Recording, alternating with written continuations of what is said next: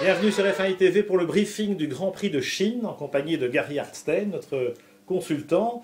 Alors Gary, le circuit de Shanghai, bon, c'est un circuit, une tilquerie, hein, comme on dit, un tilcodrome du 21e siècle.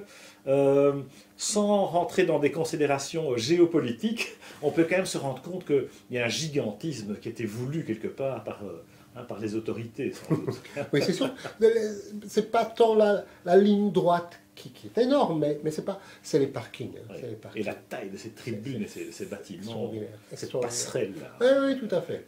Tout à fait. Moi, c'est un grand prix.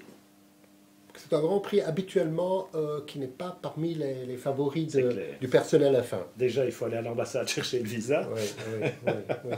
C'est un processus long et pénible. C'est vrai qu'à chaque fois. Vous voyez, c'est Pavlov, quoi. Hein. Oui, Ding, il faut chercher le visa. Oh non. C'est chaque année la même histoire. Oui, tout à fait. Ceci dit, j'ai toujours aimé. Shanghai, c'est extraordinaire. Je suis new-yorkais. C'est une ville fascinante. Extraordinaire. Vraiment, je me suis rendu compte de beaucoup de choses à Shanghai, mais j'aime beaucoup. Je suis new-yorkais, donc je ne connais pas les rues, je ne connais pas la langue. Bon, un feu rouge, c'est un feu rouge. Pour lui autant que pour moi, hein, oui, discutable. Oui, c'est pas tout à fait vrai à Sao Paulo, mais... Non. Ah non, je n'en dirai pas la même chose. Sao Paulo, on en parlera pour le Brésil. Voilà. Et j'ai des choses à dire. Tu n'en douterais pas. Moi aussi. Mais je me sentais chez moi. Dans cette ville. Tout à fait. Ouais. L'agression, je me suis rendu compte que des gens... Je suis américain, donc la Chine communiste, c'est quand même... Et même objectivement, je veux dire, attends, on est un peu... Je ne peux pas me balader, avec un grand danseur, et encore que... Ou c'est un gros imbécile. Que je peux le faire devant la Maison Blanche. Encore que.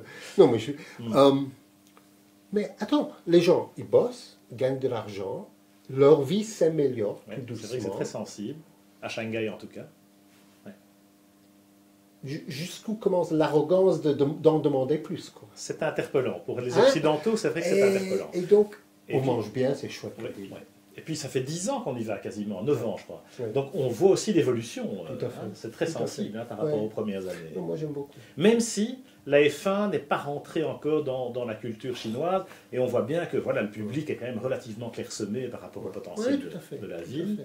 Tout à fait. Et ce circuit pour les pilotes, pour les accompagnateurs, qu'est-ce qu'on peut en dire? Maintenant, j'y ai tourné, j'ai discuté longuement avec tel ou tel pilote, notamment le pilote de la voiture médicale, et j'ai mes sensations, je sais ce que j'aime en montagne russe et ce que je n'aime pas. C'est un circuit, on me dirait que finalement, vous analysez les courbes et ce n'est pas tout à fait différent que tel ou tel autre. Il y a des circuits qui sont magnifiques, à couper le souffle, et d'autres qui sont, oui, c'est pas mal. Et Shanghai fait partie de cela. Oui, c'est bien la longue ligne droite. C'est assez technique, hein. Il y a une ou deux portions spécifiques. Il y a encore un peu comme en Malaisie. En Malaisie, le 5-6, l'enchaînement rapide. C'est le 7-8 à Shanghai. Et de la même façon qu'en Malaisie, je suppose que ça va se couvrir de billes, et donc pimenter un peu la fin de la course en fonction des dépassements. De billes, donc les morceaux de gomme. Voilà. Oui. Et ça devient extraordinaire. Hein. Quand on rentre dans le pit lane à la fin de la course, c'est extraordinaire de voir combien c'est noir de déchets de gomme de pneumatique, c'est vrai. Mais donc c'est pas... des circuits Tilka, je le mettrais... Average. Oui. Donc, mais c'est assez proche de la Malaisie, en effet, sur le plan du design technique. Donc, quelque part, on peut s'attendre à une hiérarchie relativement semblable. En tout cas, on est en début de saison, dans la foulée. Maintenant, n'ayant pas vu le Malaisie, moi j'aurais dit que la pluie allait jouer un rôle capital. Ce qui peut être le cas en Chine aussi. Hein. Ça peut être... Enfin, en Malaisie, surtout, bien sûr. C'est souvent... Bien sûr.